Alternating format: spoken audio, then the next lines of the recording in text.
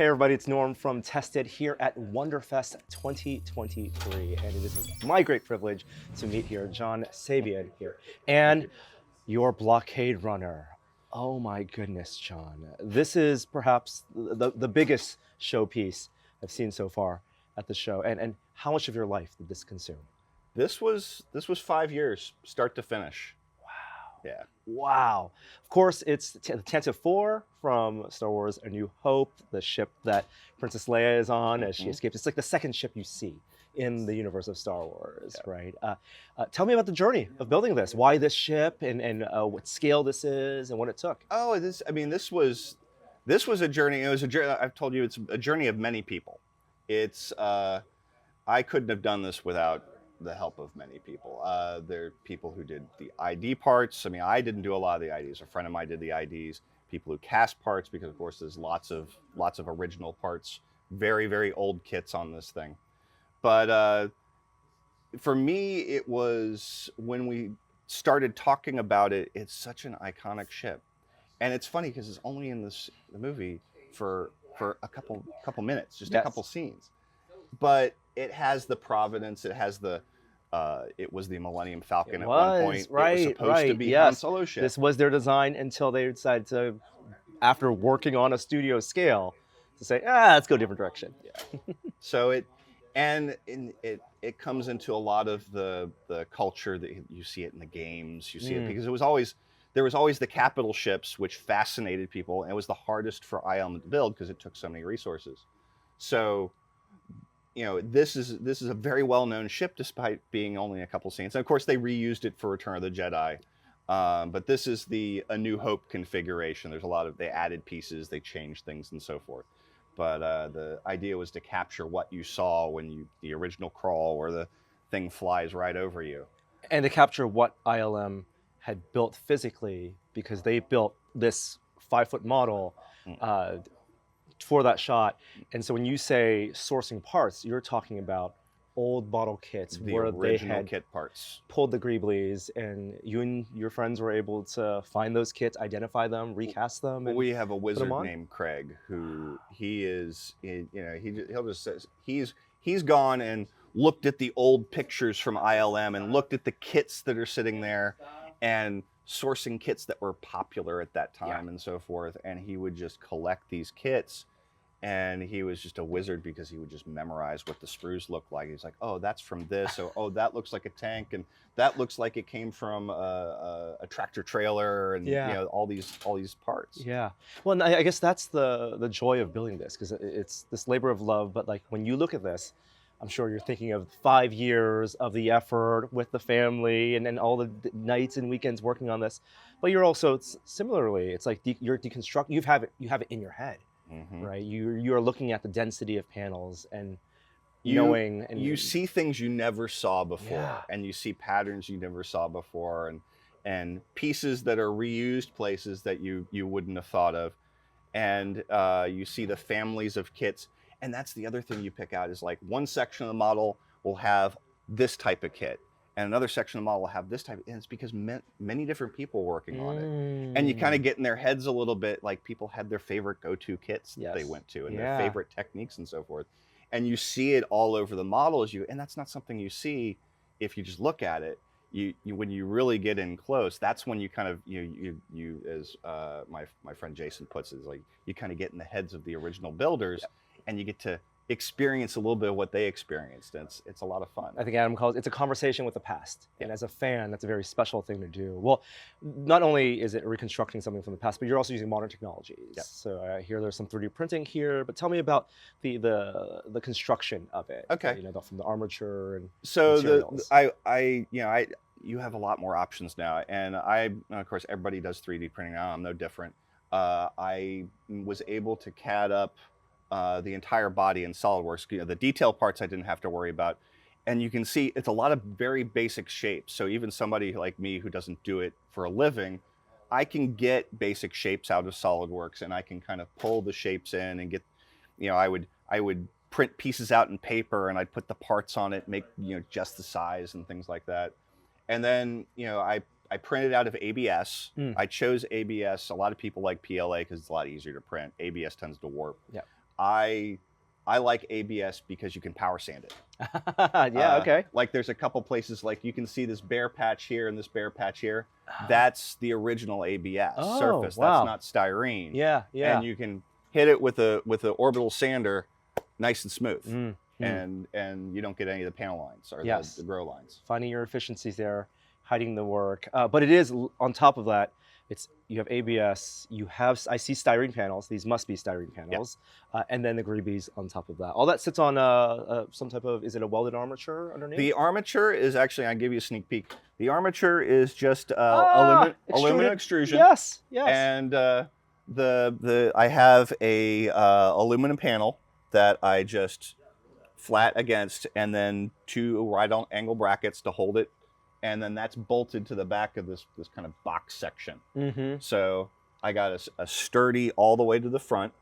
And then I made aluminum extrusion is great for stuff like this because you don't have to drill, you don't have to pre-measure, you don't have to do a lot, very forgiving. So I made a T shape in here so that I made just a little sleeve where I can just slide it onto it.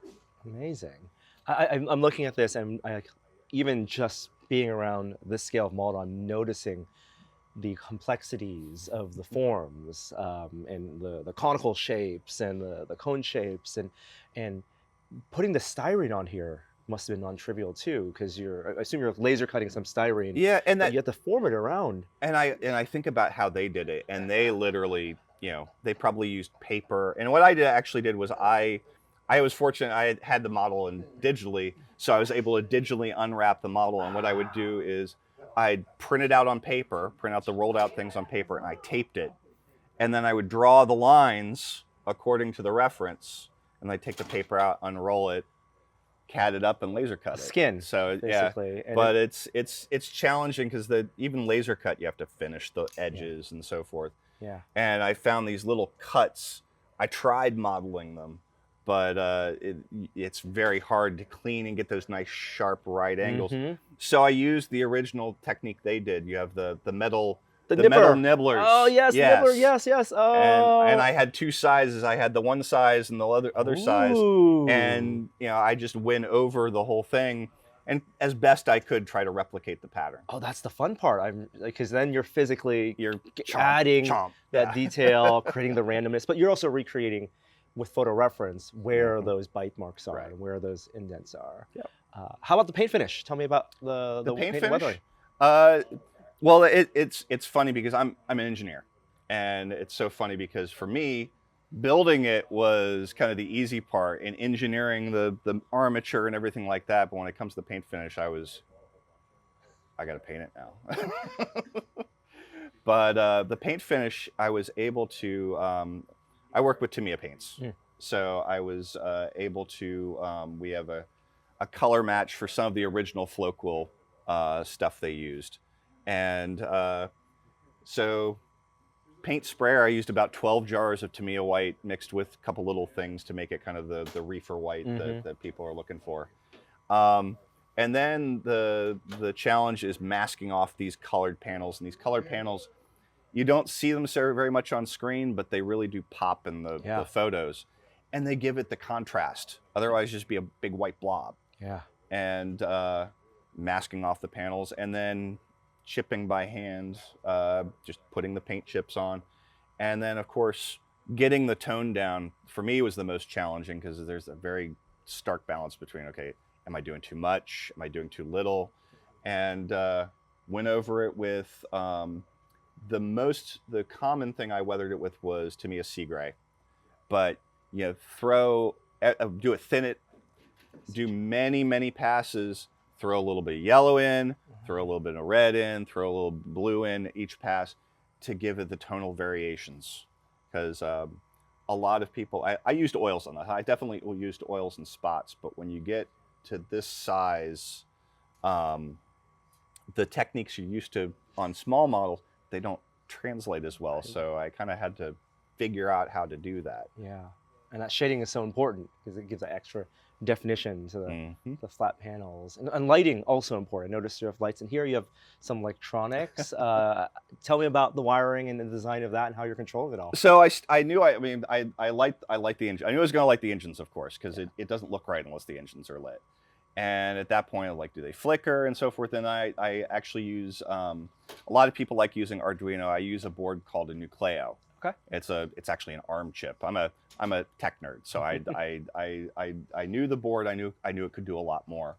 So I knew I had some power and I wanted to do more things. So what I did was I knew the radar dish spun, and I knew it spins both ways. Oh. It goes in one scene where it's coming towards you, it spins one way. When it's going away, it spins the other way. It's not a mirrored shot or anything? It might. Well, actually, what I was told is most likely they were pulling the camera back, and then they were filming it in reverse. Yeah. So it just looks like it's spinning the other way. But I knew I wanted to spin it both ways, so I was like, well, what am I going to do? This thing is big and unwieldy, so I was like, well, I found a little Bluetooth chip online. It's one of the Adafruit UARTs, and I was like, I could hook it up to my phone. And I actually have the phone app. So you made a custom app. I made a custom app with a mapping of the ship, and then you can remote. You can start it, you can stop it, you can make it go one way, and then you can change the direction. Love it. And then little things like a lot of people like the engine flicker because it feels more real. Yeah. But in the original, it doesn't have flicker, so I made an option. You can make the engines solid. You can make the engines flicker. And then the cockpit. Oh my goodness! Yeah, the detail on the inside. I spent a lot of time I wanted blinkies because everybody loves to see blinkies.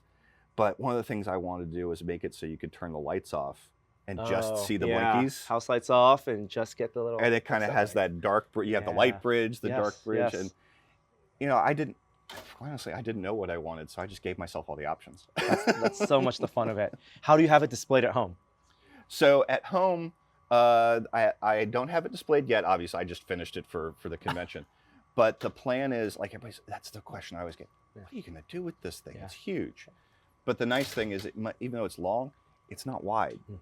And I actually have on the sides, I have these come off. Ah, are they more mounting ports? And you can slide in aluminum extrusion there. Got it. And the plan is I'm going to get a plate, put it across 2 wall joists, and get a pipe welded to it so that you can slide it on the wall. And it'll be floating. And I'll be able to finish the bottom. There's a piece on the bottom.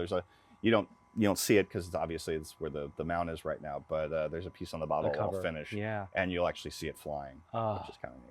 Well, all the considerations that the filmmakers also had to make for doing motion control, multiple mounting points, and it is so gorgeous. Thank you. Do you like looking at up close, or do you like taking that extra step back and seeing the whole thing? When I get up close, I see all my mistakes.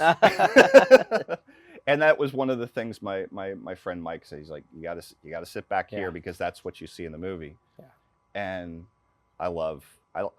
there be evenings where I'm done painting, I'm just looking at it, and I love capturing the feeling I had when I was 4 years old and I saw it fly across the screen. And I'm very happy. What a treat. I mean, the original ship has been on tour and lives in the archives, and people have seen it behind glass, but the fact that you can build it and let people at the show here kind of look up close and appreciate that work, it is such an achievement. Congratulations, John. Thank you. I hope you get some of that sleep back, some of that life back, get some of that family time back. But a wonderful, wonderful project. What's next? Any ambitions? Any? Something small. All right. Although I do have another big 7-foot model in the works. I have Enterprise refit that a fellow made fiberglass castings of, and I have that. I have the pieces in my basement, and that's gonna go in my entry foyer. Well, we'll have to catch you in a couple of years when that gets finished. But thank you so much. It's been a great pleasure. Thank you very much.